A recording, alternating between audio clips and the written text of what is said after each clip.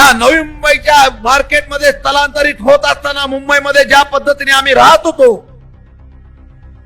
अरे हे मार्केट स्थलांतरित करण्याचा इतिहास सुद्धा आदरणीय पवार साहेबांनी करून दाखवला. देशातलं सर्व मार्केट मोठं या ठिकाणी उभं करण्याचा इतिहास सुद्धा पवार साहेबांनी केला. आमचा माथाडी कामगार समोर आहे.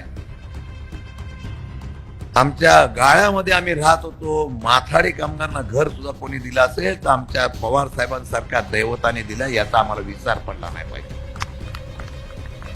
आमची मुलं आज शिकताय. सकाळी घाम गाळल्यानंतर संध्याकाळी आल्यानंतर आपल्या कुटुंबाकडे बघितल्यानंतर आपण या असलेल्या श्रमाला विसरून जातो. हे सर्व छत्र देण्याचं काम सुद्धा पवार साहेबांनी केलं आहे.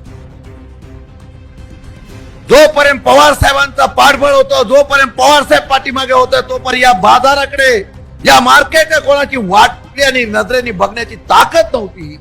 आज याच मार्केटमध्ये आंतरराष्ट्रीय बाजारपेठ करण्याच्या बाबतीमधले मनसुबे हे राज्य सरकार करताय. त्याच्या परवाच्या दिवशी वर्तमानपत्रामध्ये सुद्धा जाहिरात आली. नवीन नवीन कायदे केले आणि माथाडी कामगार उद्ध्वस्त करण्याचा प्रयत्न झाला, हे आम्हाला विसरता येणार नाही. पवार साहेब होते, जोपर्यंत आपलं सरकार होतं, तोपर्यंत माथाडी कामगारांना आणि व्यापाऱ्यांना विचारल्याशिवाय या मार्केट मधला कायदा होत नव्हता. आज आम्हाला न विचारता कायदे केले जातात आणि आमची घरं उद्ध्वस्त करण्याचा प्रयत्न केला जातोय. याच्याबद्दलचा आवाज आम्ही उठवणार आहात का नाही?